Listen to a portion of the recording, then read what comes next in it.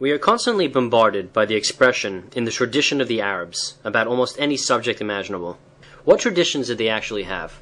The Muhammadan Arabs, followed by the millions who were forced to convert to Muhammadan Islam, have been able, through 1400 years of domination and subjugation of other peoples, to perpetuate many historical, theological, and linguistic falsehoods that they succeeded enormously in deceiving humanity with about their actual traditions and achievements. They have been and continue to beguile most human beings, whether so-called believers or unbelievers, into accepting the following unsubstantiated and totally uncorroborated falsehoods as facts.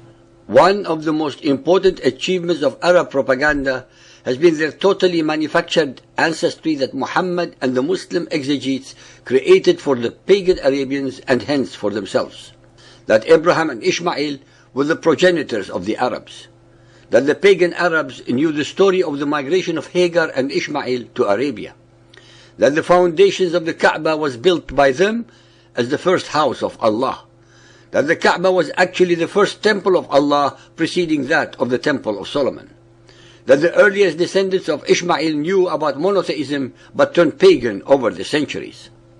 That it was Ishmael who was to be sacrificed by Abraham and not Isaac.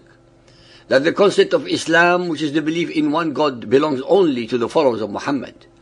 That Muhammad was bringing back to them the original monotheism of Abraham that they had forgotten for the earlier 2,500 years. That Muhammad was a prophet. That Muhammad is the last prophet of Allah.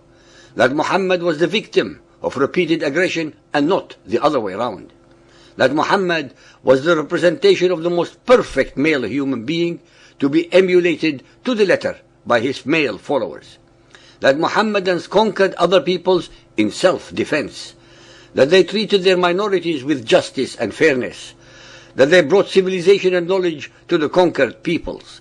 That Muhammadan Islam loves all and encourages all types of learning. That Muhammadan Islam must become the only belief system for the whole of humanity, since it is superior to all other beliefs.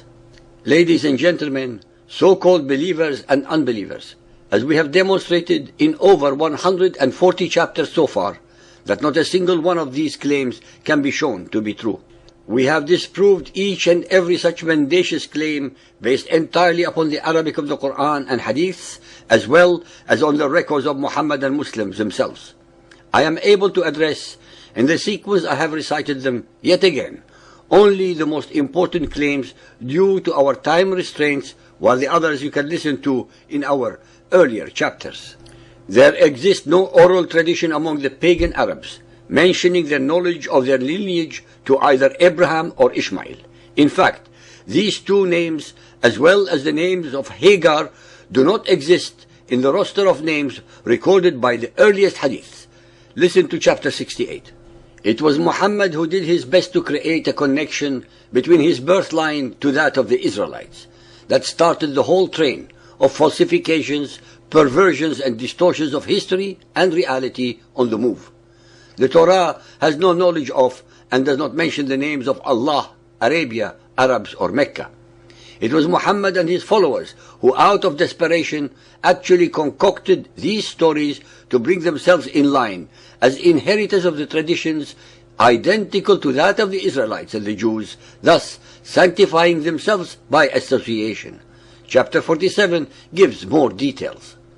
As we have demonstrated in several of our chapters, no human being can ever show any connection regarding Abraham and Ishmael having been to the valley of Mecca or erecting the foundations of a pagan temple there. If, as alleged by the followers of Muhammad, that their ancestors knew about monotheism, why then did they turn pagan for 2,500 years only to be awakened by Muhammad's alleged revelations? How is it possible that they had a complete case of national amnesia? Why, on the other hand, were the Israelites and the Jews able and willing to carry, against all odds, the light of monotheism all these 2,500 years to be stolen from them by Muhammad?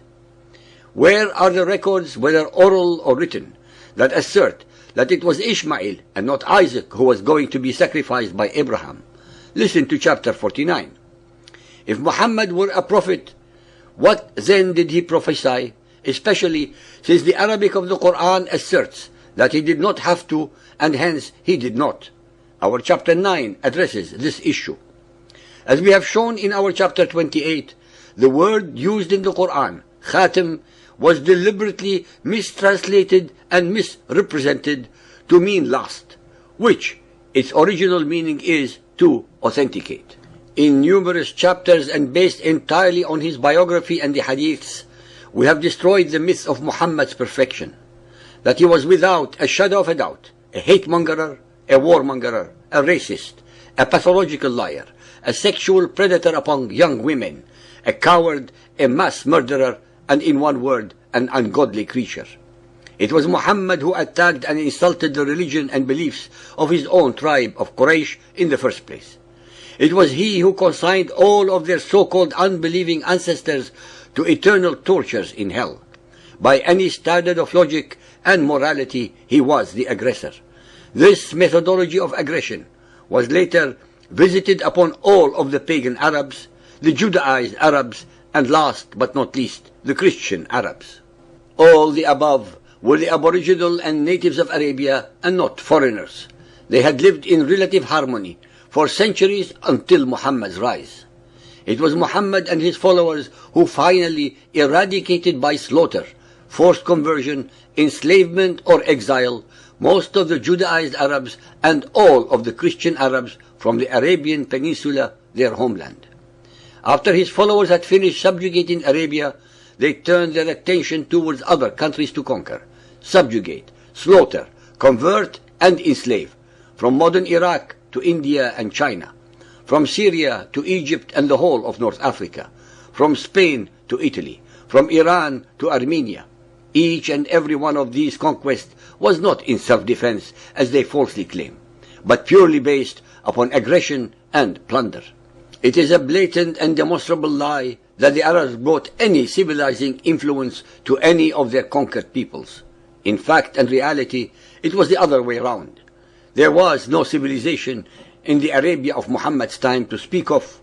There was no central authority, no unifying king, no administration, no writing, no documentation, no unified army. In short, nothing whatsoever that can characterize the Arabs as a civilization.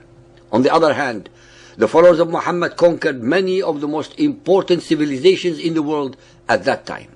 The Byzantine Christians, the Sassanid Persian Zoroastrians, the Coptic Egyptians, the Hindu Indians, and the Chinese.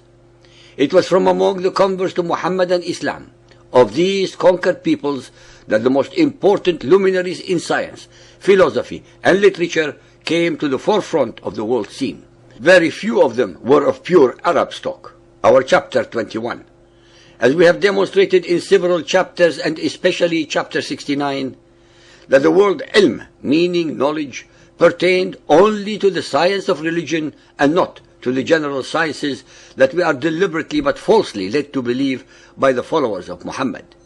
We have also demonstrated the obscene degree of intolerance that fundamentalist Muhammadan Islam harbors against all those who do not believe as they do, 80% of humanity, all so-called unbelievers, all Christians, Hindus, Buddhists, animists, Sikhs, Jews, Baha'is, etc., etc.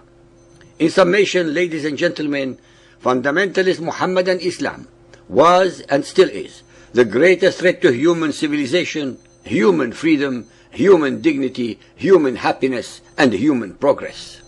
These, ladies and gentlemen, are not statements of hate or anger, but are statements based entirely upon the records of Muhammadan Islam, upon what we see them do all over the world in the name of Allah, Muhammad, or Islam, and upon their own public declarations in all forms of their news media, their school curriculums, and their Friday preaching in every mosque on the planet.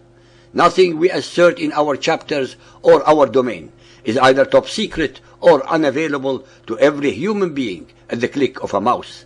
That is why we encounter only very few diehards who attempt to disprove our factual and unassailable revelations.